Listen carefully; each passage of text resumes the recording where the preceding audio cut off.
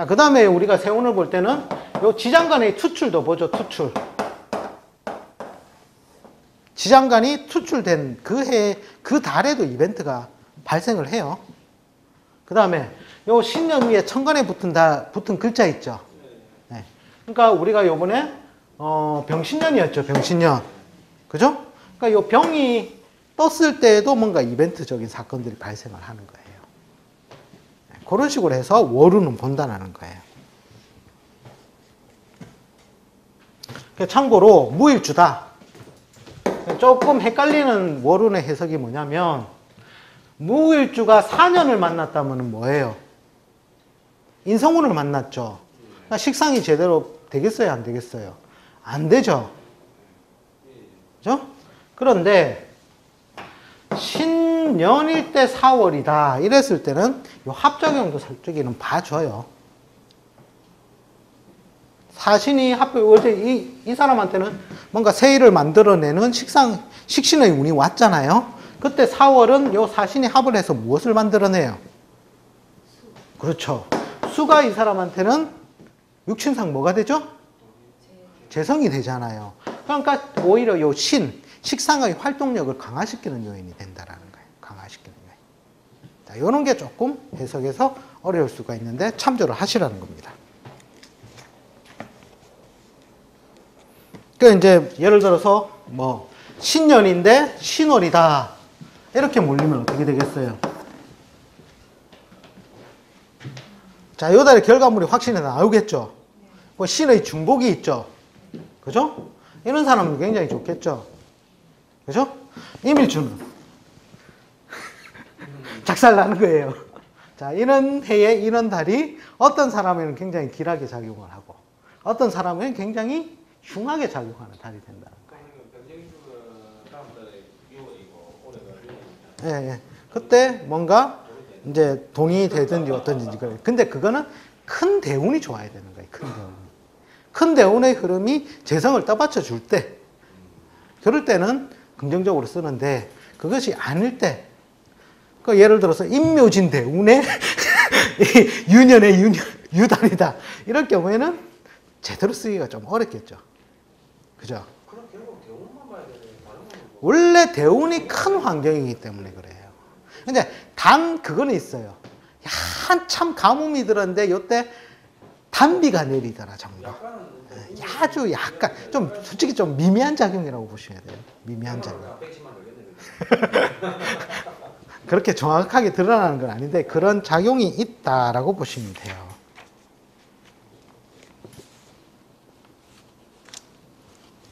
자, 그러면서 제가 뭘 했어요? 복성 구간이라고 했잖아요. 복성 구간이 존재한다. 자, 신년일 때, 신년 앞에는 뭐였어요? 미년이었죠, 미년. 그죠? 그래서 묘월 정도에는 미년의 복선이 솔직히 조금 남아있어요. 그 다음에, 신년 다음에는 뭐가 올 거예요? 유년이 오잖아요. 그러니까, 말인 축월에 가서는 어떤 작용? 유년의 작용력이 들어온다라는 거예요. 들어온다.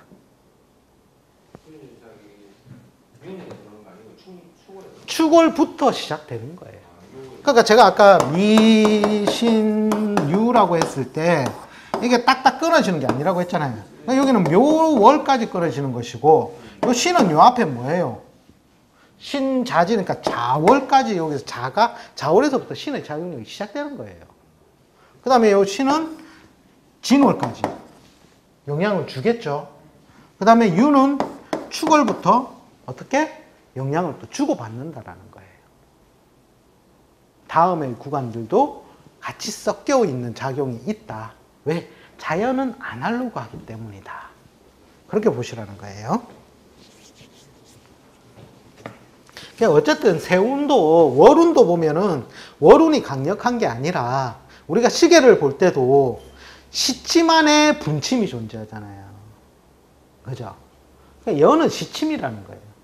그 안에서 이 월운은 논다라는 거예요. 논다. 그러니까 우리가 좌표 할 때도 보면은 연을 가장 큰 토대라고 하잖아요. 연에 의해서 삼재도 붙이고 12신살도 붙이고 하죠. 그것이 뭐냐면 큰 환경이라는 거거든요. 어쨌든 이 연에서 월운은 논다라는 겁니다. 논다. 자, 그 다음에 일진의 육진법 보겠습니다. 자, 이제 육진하고 12운송 공부하기 제일 좋은 게 뭐냐면, 원래는 세운하고 일진이에요, 일진. 세운은 한 바퀴 다 돌려면 12년이 걸리죠. 너무 많이 걸려. 머리가 아파요. 그죠? 12년 뒤에 도사가 되면 어떻게 되겠습니까? 뭐 1년 안에 시험으로 봐야죠. 자, 그럴 때 이제 매일매일, 즉 1년이 365일이잖아요. 그죠? 간제는 60개잖아요. 그러니까 6번은 돈다라는 거예요. 돈다. 자, 그 매일매일 육친을 갖다가 한번 적용해 보라는 거예요. 육친하고 12운성은. 그러니까 일진이라는 게 뭐냐면 그날 그날에 일어나는 상황이라는 거예요. 자, 비경겁제 날에는 보통 실수 요소입니다. 실수. 그 다음에 사소한 손재. 그 다음에 뭔가 불가피하게 내가 돈을 쓰는 날이에요. 불가피한 지출. 그렇게 보시면 되고요. 그 다음에 식신은 그날따라 왠지 먹을 일이 생기는 거예요. 나는 아무 생각 없이 약속을 바꿔서 친구 집을 방문했는데 그 갑자기 맛있는 걸 뭐 피자를 시켜놨다든지 뭐 이런 거 있잖아요. 먹을 복이 있는 날이다. 이렇게 보시면 돼요. 그 다음에 활동성이 강화된다 보시면 돼요. 그 다음에 상관은 식신이 무르익으면 뭐가 된다고 했죠? 예, 유흥이라는 거예요. 그러니까 일상의 탈출이라는 거예요. 일상의 탈출.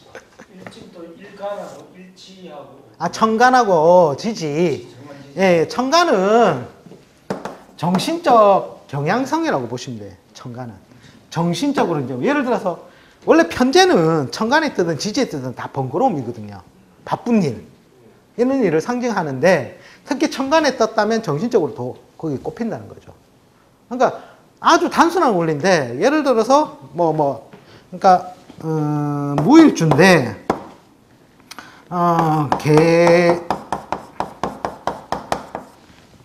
이날 문점을 한 거예요. 아, 개미날 저한테 문점을 한 거예요. 참고로 여성분이었어요. 개미날. 무일주 여성이 저한테 찾아온 거예요. 그래가지고, 참, 뭔가 금전적으로 한 월급 봉투 되는 돈이 지금 딱 들어왔으면 좋겠는데, 현재 상황은 이상하게 돈 나갈 일만 있네요. 이렇게 봐줬어요. 그러나 일진이, 청가는 정신적인 경향성이고, 지지는 어떻게 됐어요? 겁재잖아요. 손재잖아요. 어찌 그래 잘 아느냐고. 대충 봐줬는데도 잘 맞춘대요.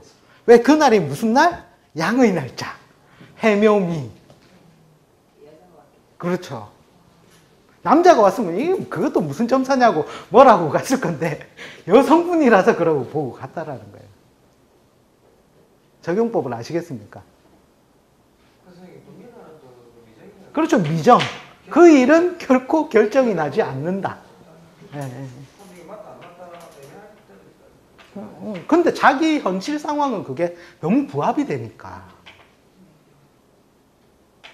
나도 모르게 양의 기운에 들어가 있잖아요, 자기가. 무슨 말을 들어도 다 맞는 것 같이 느낀다는 거예요.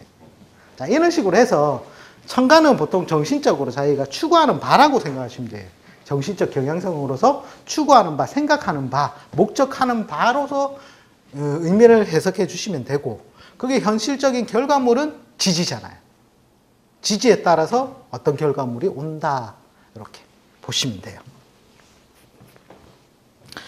자, 그 다음에 편제. 편제는 바쁘고 번거롭다는 거예요. 바쁘고 번거로움. 자, 그러니 편제는 천간에 붙든 지지에 붙든 다 바쁘고 번거롭다고 보시면 돼요. 그 다음에 정제는 금전융통. 자, 편관은 하기 싫은 일이잖아요. 타인이 불러서 하기 싫은 일을 억지로 하는 거라서 불려다님. 남의 일에 의해서 불려다닌다는 겁니다. 그 다음에 정관 같은 경우에는 보통 소식. 물론 편관도 소식이에요. 편관은 확실하게 돈을 빼들어가는 소식이 잘 오고요. 청첩장, 고지서, 이런 것들이 보통 요즘은 옛날에는 우편으로 했잖아요. 우편. 요즘은 이제 이메일이라든지 그죠? 카톡으로 다 보내주대요. 그래서 그런 게 적어졌는데 과거에 우편으로 보낼 때는 이게 이상하게 잘 맞았어요. 요즘은 카톡이라서 좀 안 맞을 수가 있습니다. 어쨌든 뭐 평관은 고지서나 통지서 이런 것들이 온다. 왜? 제의 설기처니까. 그 다음에 편인 같은 경우에는 금정융통의 둔화 내지는 건강이 좀 안 좋아지는 거예요. 몸이 안 좋다. 뭐 이런 것들 있잖아요. 오늘 뭔가 컨디션이 이상하네. 이렇게. 그런 것들이 편인이라는 겁니다.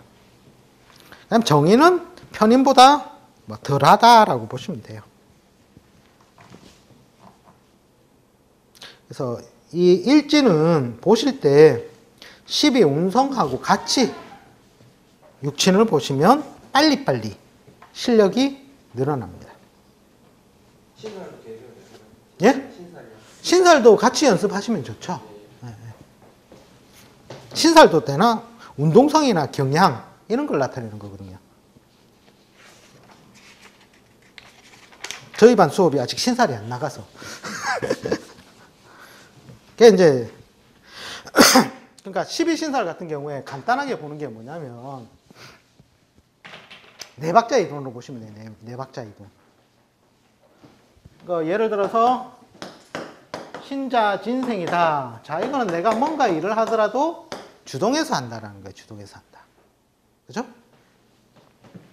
그러면 요거 위에는 뭐예요? 해묘미는 뭐를 만났다? 윗사람을 만난 거예요. 윗사람을. 내 마음대로 된다 안 된다? 잘 안 된다라는 거예요. 자, 그 다음에 요 밑에 있는 사유축은 뭐예요? 아랫그룹이잖아요. 강압을 써서라도 할 수 있다는 거예요. 그 반대편인 인호수는 뭐예요? 뭐가? 나하고 반대 방향이 뭐가 잘 안 이루어진다라는 거예요. 그러니까 요거 같은 경우는 뭔가 선배, 윗사람의 도움. 그 다음에 요거는 피동이란 거예요. 피동. 인호수로. 그 다음에 요거는 아랫사람. 강압. 이런 식으로 해서 한번 보시면은 빨리빨리 캐치가 되실 거예요.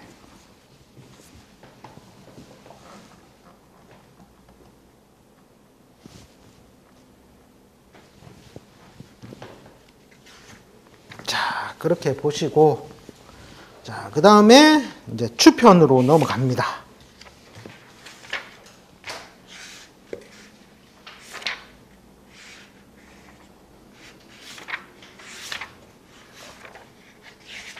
자, 추편은 저기 그 연지에도 되고 일지에도 쓰고 뭐 같은 원리로 이렇게. 그러니까 연은 큰 환경으로 보시면 돼. 예. 일지 같은 경우에는 보통 내가 움직이려는 경향성 정도로 보시면 돼요. 그러니까 광의와 협이라고 보시면 돼요. 넓은 환경이 내 주변 환경이 어떻게 됐냐는 연으로 보시면 되고, 그 다음에 일지 같은 신살은 내가 그렇게 하려는 경향성, 운동 패턴으로 보시면 돼요. 사람 관계에서는 일지를 보는 게 더 좀 이 사람 관계에서 이렇게 비교해가 볼 때는 일지가 더 적용이 쉽겠네요. 일지로 볼 수도 있죠. 예, 예. 근데 이제 큰 이제 한 해 한 해의 틀을 볼 때는 띠로서 보는 게 더 맞고요. 왜? 큰 환경이니까. 띠의 환경이 내가 피동이라면, 그 해의 환경이 피동이라면 그 해 내도록 내가 주동적일 때는 일진상 어떻게 잠깐은 들어오겠지만 큰 대세는 피동이라는 거예요. 그래서 연은 그러니까 큰 환경에서 봐요. 큰 환경. 이게 좌표론이거든요. 좌표론.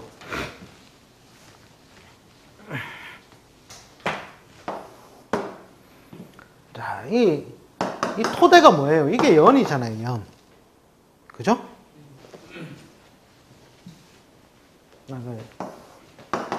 이게 연이니까 큰 환경에 의해서, 그러니까 뭐 예를 들어서 뭐 우리 회사가 어떻게 돼서 이런 거는 뭐 어떻게 돼요? 내가 만약에 회사를 안 나가고 싶은데 회사가 부도가 났다. 이건 뭐예요? 큰 환경이잖아요. 그럼 연을 봐야 되겠죠. 네. 그런데 내가 활동의 경향성, 난 무슨 일을 해야지 할 때는 일을 보는 게 맞을 수가 있겠죠. 그죠? 좌표론에 연이 토대잖아요. 토대. 그죠? 그 다음에 여기에 이렇게 칩이 있으면 여기가 뭐예요? 월이잖아요, 월. 그죠? 그 다음에 내가 거주하는 공간이 뭐예요? 1이잖아요. 그러니까 이것만 봐도 이거는 큰 환경에 내가 어찌할 수 없는 환경들을 제시하는 것이고, 이거는 내 맘대로 내 방에서는, 우리 집에서는 내가 대장이다, 아들내미가 대장이다. 참고로 아들이 대장이더라고요. 근데 등기는 누가 앞으로 돼 있다, 내 앞으로 돼 있다. 그죠?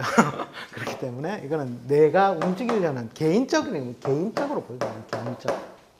이거는 큰 환경이기 때문에 내 마음대로 바꿀 수 있는 거는 아니다, 띠는. 그렇게 보시면 돼요. 여기 쉬고. 그런데 이게 보면은 지진이 일어났습니다. 지진이 일어나면 다 흔들린다, 안 흔들린다? 다 흔들린다는 거예요, 다. 그래서 이게 더 크다라는 거예요, 크다.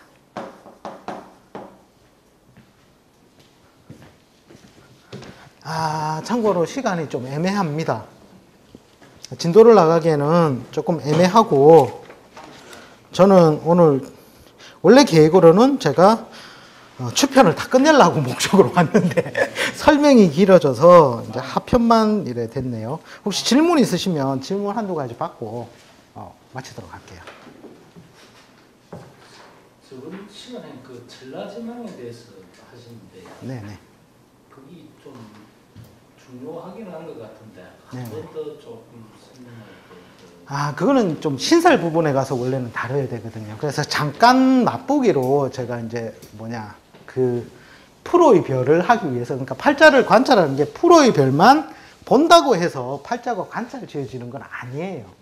원래 천라지망도 프로의 별을 하기 위해서 잠깐 언급한 부분이고, 그 원래 원료는 뭐냐면 격의 등급화를 시키는 훈련을 해드리기 위해서 한 거예요.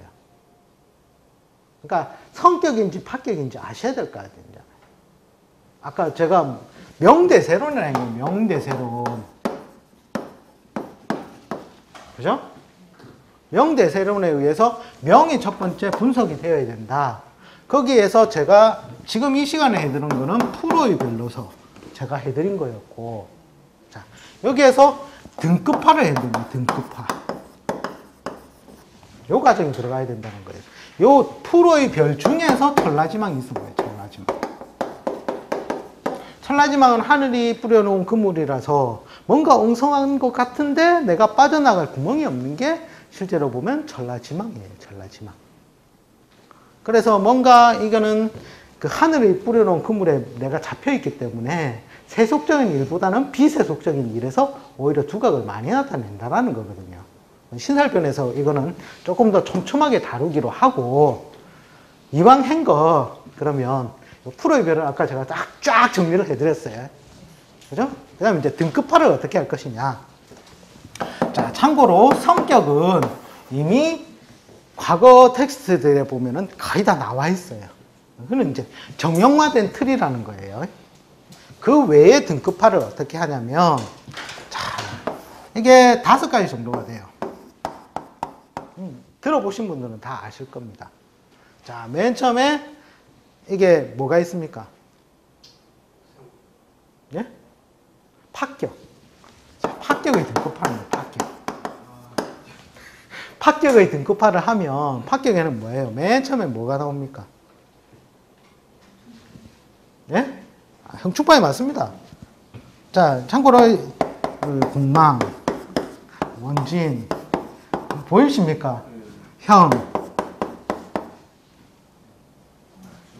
그 다음에 이게 합과 충이 1번, 2번이 실제로는 왔다리 갔다리 해요. 예. 합은 실제로는 탁이에요. 탁. 합탁. 합에 의해서 합탁망하. 자기의 역할을 망실은 하는데 그것이 합에 의한 것은 서서히 망신이 되는 거예요. 그래서 합은 탁이라는 조건을 붙여서 파격으로 등급화를 시키고, 그 다음에 충에 의한 것은 뭐예요? 깨어지잖아요. 그런데 바로 깨어진다 아니면 서로 앞서거니 뒤서거니 막 다투다가 결국 어느 운에 도달했을 때 깨어지겠다.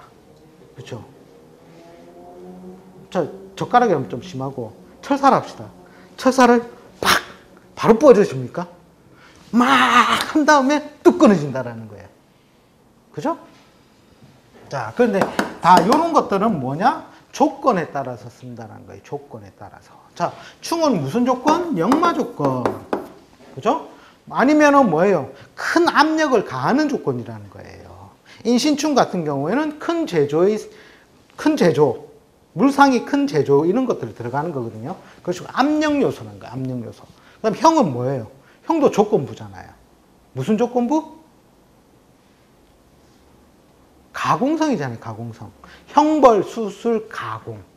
거기에 따른 조건으로 이 사람이 직업군을 이루었을 때 충은 역마 관련 직장이라든지 뭐 이런 것을 자기 직업 분야로 이루었을 때, 자, 그때 합격의 등급화가 이렇게 나누어진다는 거예요. 참고로 요거는 굉장히 좋아요. 이런 그 팔자들은 그 조건만 갖추어지면. 그 다음에 원진은 뭐예요? 원진은 충 옆에 있는 게 원진이거든요. 충은 어떻게 들어갑니까? 자, 충은 자축, 인묘, 진사, 오미, 신유, 술해가 있다면 정반대의 임자로 충이잖아요. 확실하게 때리빕니다. 그죠? 확실하게 처단해 드립니다. 근데 원진은 뭐냐면 충의 옆집이라. 요 옆집이 이게 뭐예요? 이게 원진이라는 거예요. 원진. 잠이 원진. 참고로 텍스트에는 이쪽은 뭐 남자가 쓰는 것, 이쪽은 여자가 쓰는 거예요. 달리 적어놓은 책들도 있어요. 그래서 자사원진이라고 나오는 책들도 있어요.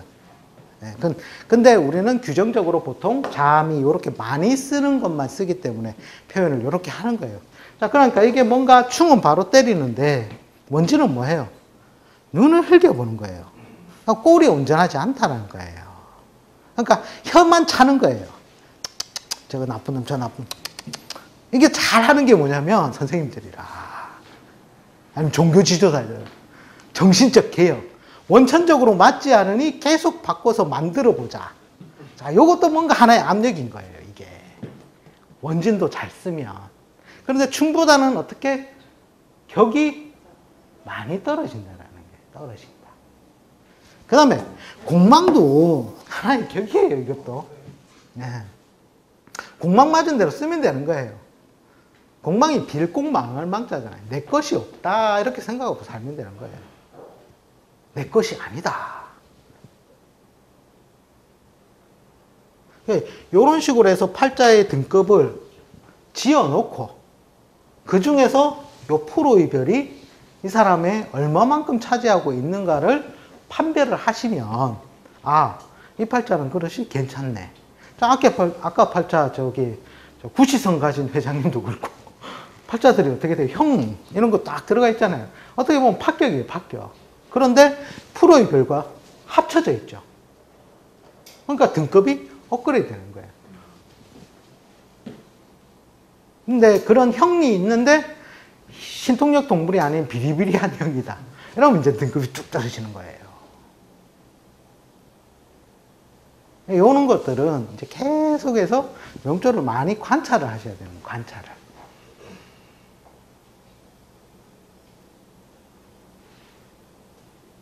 참고로 천라지망 같은 경우에 우리 궁합법에서도 써요. 궁합법에서. 궁합법에서 천라지망 이렇게 딱 예를 들어서 진생 남편의 사생 부인을 만나면 과거책에는 어떤 식으로 나와 있냐면 애정은 유지하지만 평생 비난함을 면치 못한다라고 나와요. 그만큼 이 구속력이 강하다라는 거예요. 뭔가를 잡아들이는 기운으로 똘똘 뭉쳤으니까. 자, 그나마 이거는 진생 사생일 경우에 좀 낫겠죠. 남자가 진생이고 여자가 사생일 경우에.